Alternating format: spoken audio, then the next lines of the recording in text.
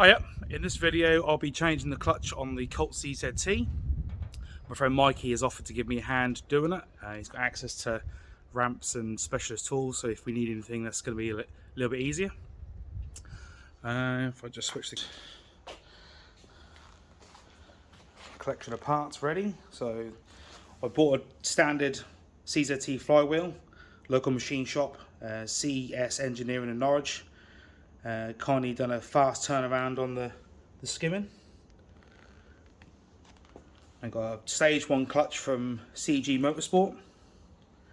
Not aiming for massive power on this build, so I didn't need anything too beefy. I went for their sort of hybrid organic paddle clutch.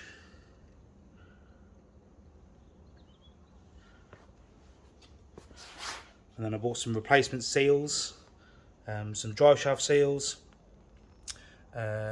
crank seal, and that is an input shaft seal for the gearbox.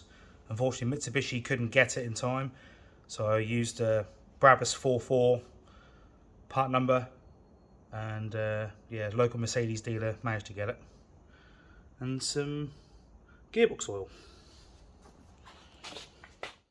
Right, so we made a start stripping out part of the engine bay. So the battery and battery tray disconnected and removed. The K&N kit removed.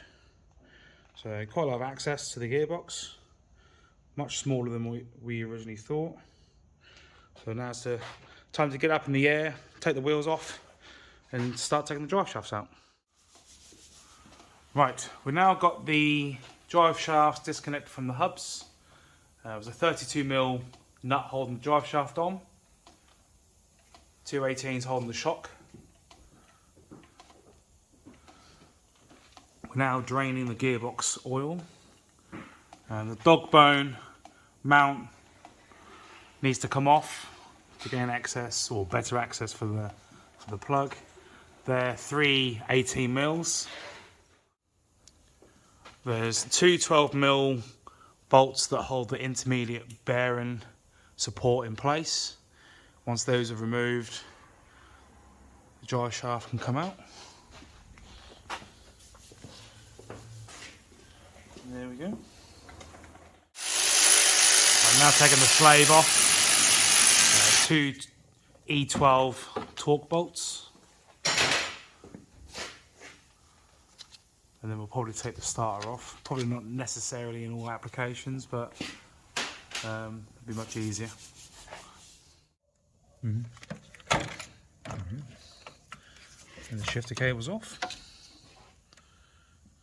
Or one of those. Yeah.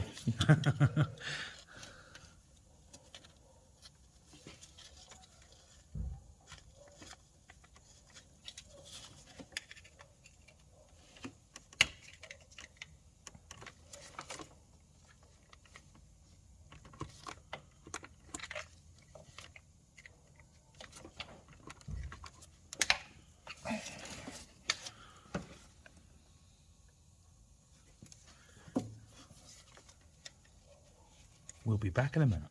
Right, that's now off. See a little tab on the bottom of the clip.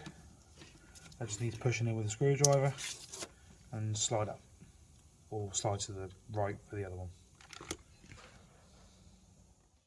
So now doing the bell housing bolts. They're 14mm. There's one there, and then the other one is just about there. There's one just on next to the starter motor. Probably can't see it from this angle, but we'll do that from underneath. And that's the gearbox off. Bit of a struggle getting it past the subframe here on the diff housing, but a bit of perseverance and we got it. The 6 E10 bolts holding the clutch cover onto the flywheel, and then what size are the flywheel bolts? 19s. 19s for the flywheel itself.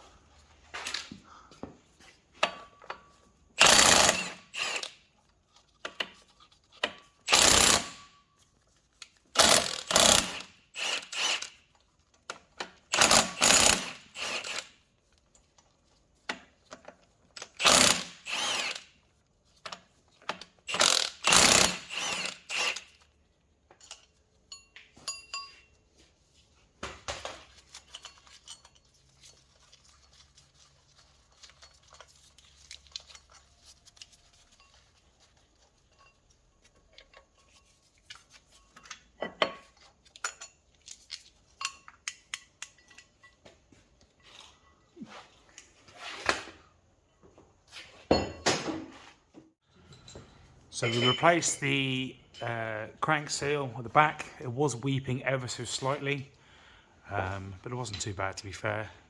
Cleaned up the area behind.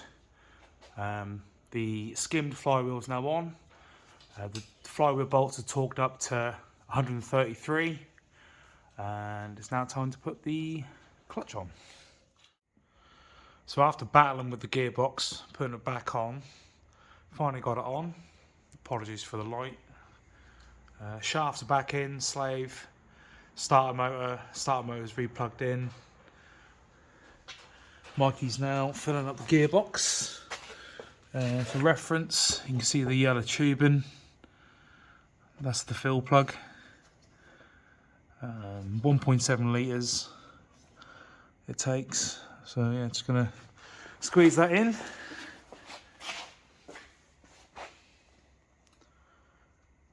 And then finish putting the engine bay back together.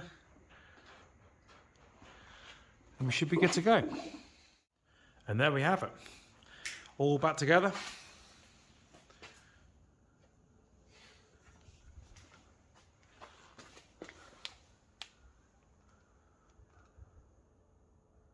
Just need to put it back on the floor, torque the wheel nuts up, and take it for a test drive.